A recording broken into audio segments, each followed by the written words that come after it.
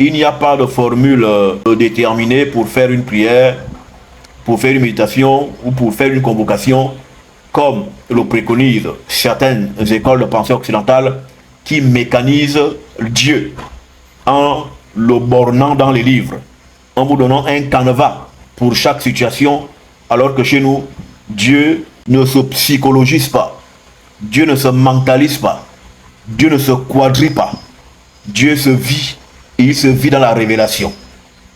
Ce qui veut dire que je peux t'enseigner une manière de faire, mais lorsque tu seras en train de la pratiquer, les entités qui t'habitent et qui te conduisent vont t'apporter d'autres lumières que tu rajouteras à la pratique que je t'ai enseignée.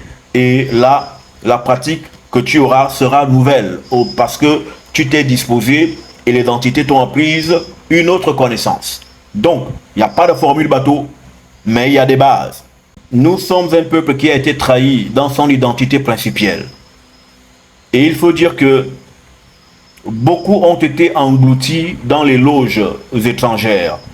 Le christianisme, une secte occidentale, l'islam, une secte arabo-berbère.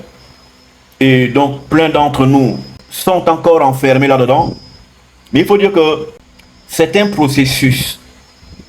Vous êtes dans la loge des Bantous, ici au CCTSRM, où nous enseignons la haute sorcellerie ancestrale, car c'est de ça qu'il est question. Là, c'est sur le plan théorique, mais sur le plan pratique, je vous apprendrai à comment on sort en sorcellerie. Par exemple, je vous rends légitime d'y aller. Quand vous allez, vous dites, écoutez, c'est tel maître qui m'a initié. Ça vous rend légal et légitime d'entrer dans le monde spirituel. Maintenant, dans ce processus, il va falloir, à la fin des fins, que vous vous libériez des religions, des sectes étrangères, christianisme et islam. Parce que vos ancêtres ne sont pas des ancêtres qui se mélangent. Et sachant que c'est des religions qui combattent vos ancêtres, donc qui détestent vos ancêtres. Donc ces religions ne sont pas en phase avec votre ancestralité. C'est des religions qui sont hostiles à votre identité. Alors, sortir comme ça d'un coup, boum, je suis plus chrétien, c'est bon, c'est fini, ce sera trop brutal. Je laisse le temps souvent aux disciples, aux gens qui viennent à moi, le temps de se faire déjà enseigner, et au fur et à mesure qu'elles avancent dans l'enseignement et la connaissance, l'esprit au fond d'eux va les faire quitter définitivement les rangs de cette secte abominable qu'on appelle l'islam, le christianisme, car il avait été pareillement pour moi-même, parce que c'est pas facile de quitter. On a le regard des gens autour de nous, qu'est-ce qu'ils vont penser de moi.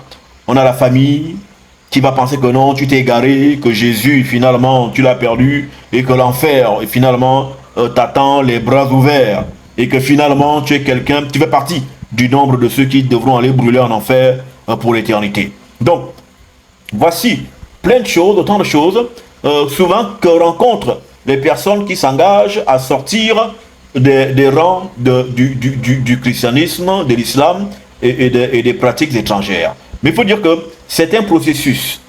C'est un processus dans lequel vous êtes engagé, et ce processus, les choses se font en leur temps.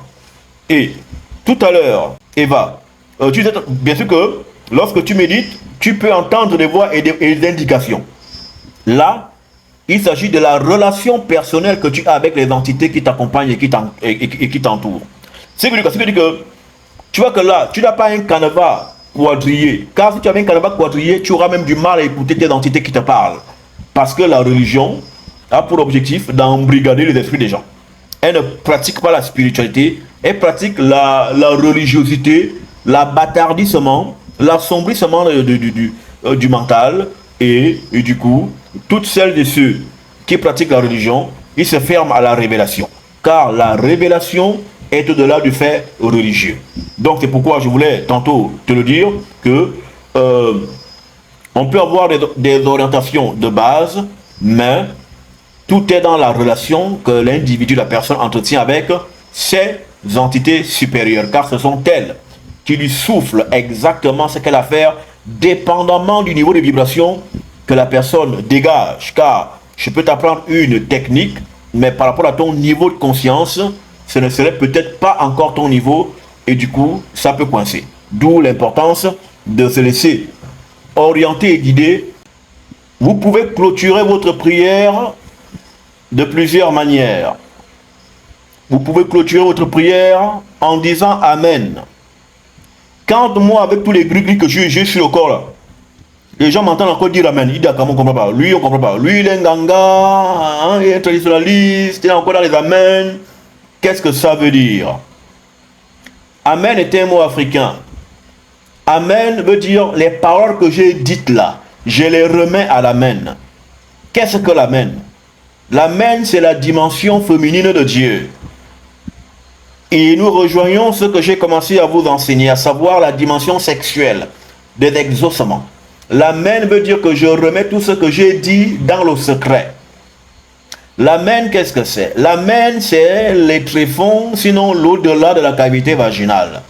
L'Amen, c'est l'hymen. L'hymen, c'est-à-dire la membrane, le voile. Et c'est pourquoi dans l'époque ancestrale, quand on devait présenter les doléances du peuple à Tario, le grand prêtre du peuple allait dans l'Amen, donc allait au-delà du voile, de l'autre côté du voile. Et là, dans l'Amen, il élevait les voix à l'endroit de Tario par l'entremise des ancêtres pour que le peuple soit purifié et exaucé de toutes ses prières.